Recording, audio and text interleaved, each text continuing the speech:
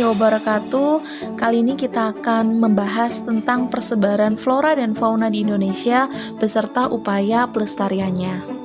Seperti yang kalian tahu, Indonesia itu disebut sebagai mega biodiversitas karena memiliki tingkat keanekaragaman hayati yang tinggi ya, baik dari flora maupun faunanya.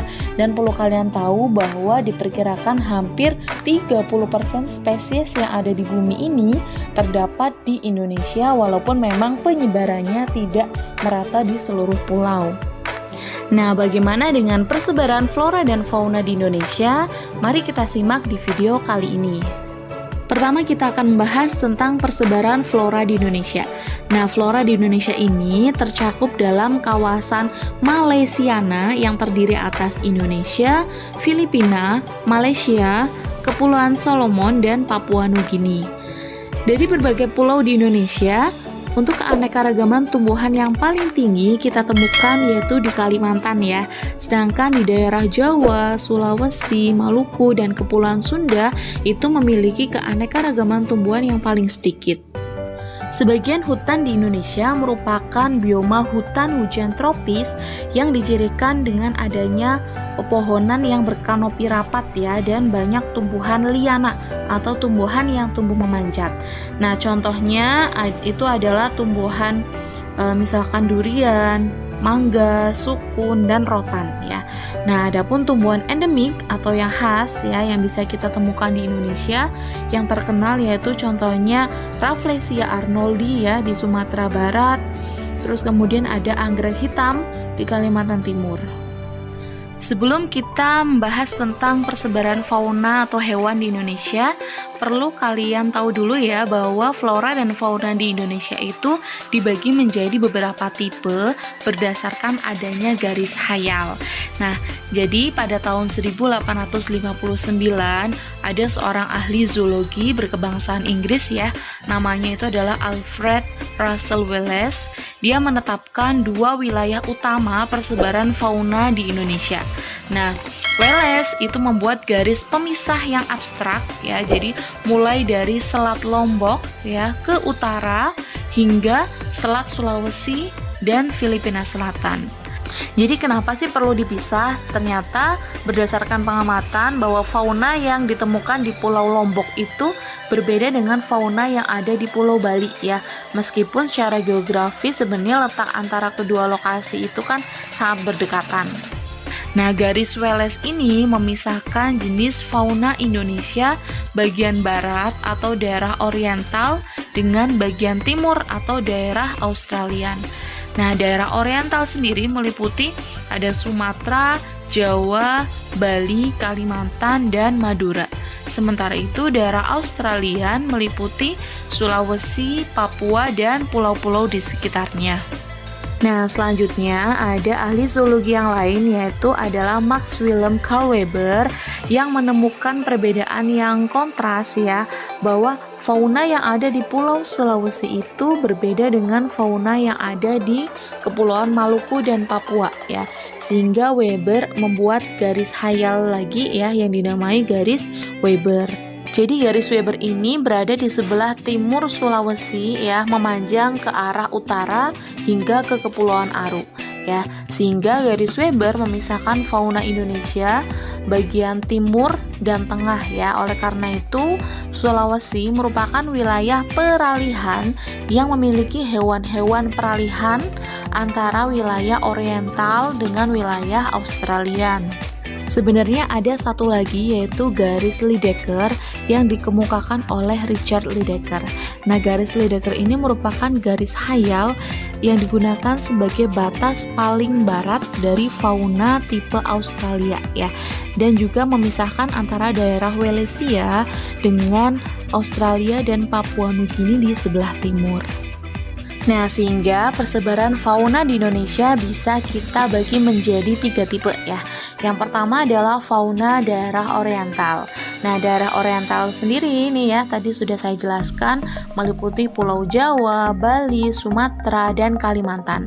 Ya, agar kalian lebih paham lagi ya, ciri khas dari fauna di daerah oriental yang pertama adalah banyak mamalia yang berukuran besar ya. Kemudian terdapat berbagai jenis kera. Kemudian jika ada burung-burung itu berwarnanya biasanya kurang menarik ya, tetapi memiliki suara yang merdu. Nah, kemudian juga terdapat berbagai jenis ikan air tawar ya. Contohnya itu misalkan gajah Sumatera, kemudian ada orangutan Sumatera, ada orangutan Kalimantan, ada jalak Bali ya, kemudian ada alap-alap dahi putih ya, dan sebagainya. Kemudian yang kedua adalah fauna daerah Australian yang meliputi Papua dan pulau-pulau di sekitarnya ya. Nah, ciri khas dari fauna tipe Australian ini yaitu terdapat mamalia yang berukuran kecil. Jadi kebalikannya dengan daerah yang oriental ya.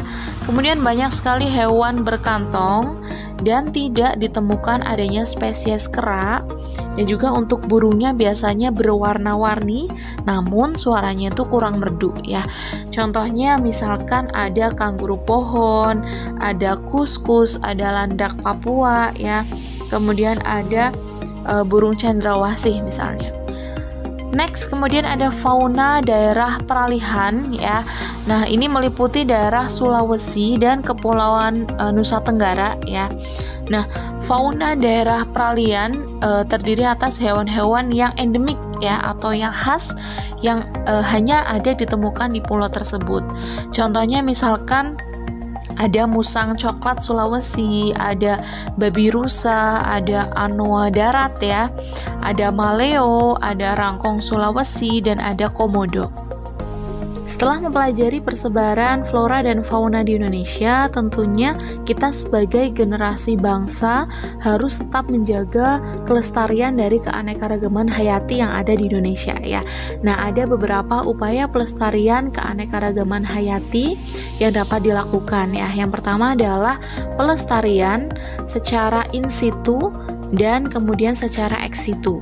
Pelestarian secara in situ yaitu pelestarian makhluk hidup dalam habitat aslinya ya. Nah, contohnya itu misalkan ada cagar alam, cagar biosfer, kemudian ada taman nasional dan suaka marga satwa. Di Indonesia ada banyak sekali ya untuk pelestarian in situ. Saya contohkan beberapa saja, misalkan di Taman Nasional Ujung Kulon ya, yang ada di Provinsi Banten. Nah, ini digunakan sebagai tempat populasi hewan-hewan yang terancam punah ya, seperti misalkan badak bercula 1, kemudian ada banteng ya, kemudian ada harimau loreng ya. Kemudian ada Taman Nasional Gunung Leuser ya, yang terletak di Provinsi Sumatera Utara, yang merupakan tempat perlindungan dari 1000 spesies tumbuhan dan 4000 spesies hewan ya, seperti misalkan ada meranti, keruing, durian hutan ya, ada Rafflesia arnoldi juga. Kemudian juga di yang hewan misalkan ada gajah Sumatera, ada beruang madu, ada harimau Sumatera, ada tapir juga ya. Kemudian ada Taman Nasional Komodo ya, yang merupakan vegetasi sabana ya, dengan ciri khas itu adalah tempat hidup hewan komodo ya. Kemudian ada Taman Nasional Tanjung Puting yang terletak di Provinsi Kalimantan, dan ini merupakan pusat rehabilitasi orangutan ya. Kemudian ada juga Taman Nasional Meru Betiri ya, yang terletak di Provinsi Jawa Timur, yang melindungi hewan-hewan langka seperti banteng, kera ekor panjang ya, ada Rafflesia arnoldi dan lain-lain. Kemudian juga ada cagar alam ya, yang merupakan kawasan suaka alam yang melindungi ya dan menjamin perkembangan secara alami ya terhadap jenis tumbuhan yang khas di tempat tersebut ya. Misalkan kita temukan contohnya saja ya, ada cagar alam Kepulauan Krakatau ya, yang terletak di Selat Sunda. Ini misalkan terdapat berbagai jenis tumbuhan paku ya. Kemudian ada Suaka Marga Satwa yang merupakan kawasan suaka alam yang mempunyai ciri khas berupa keanekaragaman dan keunikan jenis satwa. Untuk pelestarian yang kedua yaitu pelestarian secara ex situ ya, yaitu pelestarian makhluk hidup di luar habitat aslinya ya, tetapi lingkungannya nantinya dibuat mirip seperti aslinya ya. Contohnya misalkan ada taman safari, ada kebun binatang, ada kebun raya ya, dan juga ada kebun koleksi. Selain pelestarian in situ dan ex situ, ada beberapa upaya juga yang dapat kita lakukan ya untuk meningkatkan keanekaragaman hayati.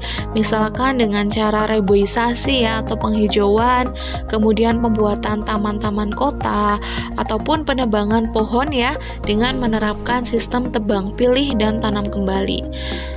Karena sebenarnya alam itu tidak butuh manusia loh ya, tapi manusialah yang membutuhkan alam.